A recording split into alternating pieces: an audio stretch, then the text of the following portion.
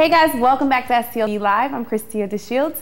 It's a professional fashion fused mixer, and here to tell us all about it is Patricia and Sylvia. How are you guys doing today? How are you today? Great. Thanks for a great event for a great cause. Can you talk about the event? What's going on? Well, I'm in the makeup industry, and my business partner as well is in the makeup industry, and we have two other partners. One is a fashion designer, and she's also an event coordinator. She works for another agency and also has her own agency.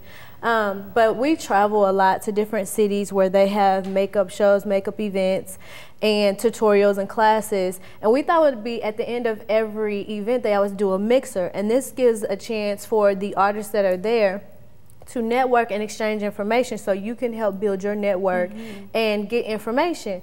We thought that was an awesome idea and knew we didn't have it in St. Louis, so we said, hey, why don't we do something like that in St. Louis? We would love for these makeup companies to come in St. Louis, so if we build enough presence, enough noise, they will come to St. Louis. So we sat down, we started planning an event.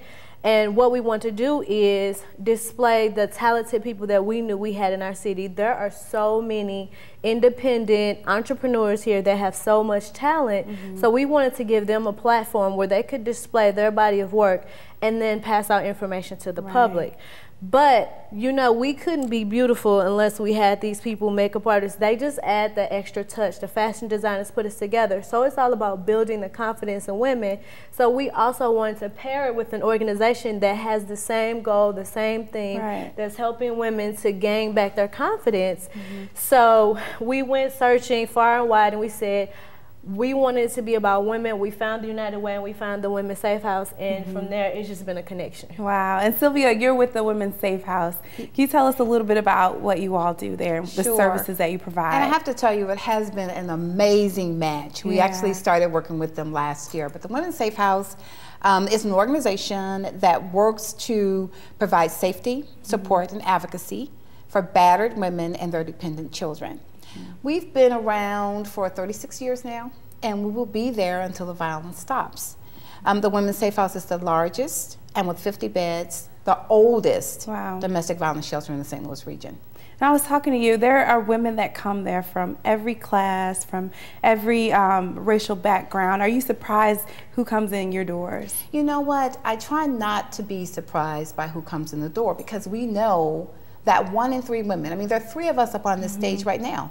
So 1 in 3 women will be a victim, and it has no respecter of people. It affects all women, all ethnicities, all professions, all sectors.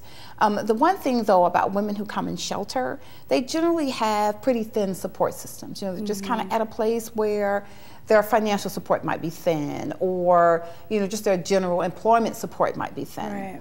And so women come into the Women's Safe House, and they are there somewhere between 6 and 7 weeks on average, but a woman can stay up to 14 weeks or longer, depending on how much time she needs to recover from the violence. And then thereafter, you do offer support as well, so talk about that a little bit. We do. I'm excited to be able to talk about our aftercare program. Our aftercare program is kind of like a tertiary prevention component. You know, most people think of domestic violence as like secondary prevention. You know, the violence has happened, now we need to respond to it. The tertiary prevention component, our aftercare piece, kind of works with women for 12 months after they leave the shelter. And what I'm excited about is we have a new piece to our aftercare program called the Courage Fund. And the Courage Fund was prototyped after a national organization, the Amy's Courage Fund, and it allows us to help women financially to relieve the burden so that they do not go back into the violence. It's fantastic. Do you find some go back because of the financial burden? Most women go back because of the financial burden. The kids, the financial burden. And so the Aftercare Courage Fund helps us to kind of dissuade some of that going back. That's so great.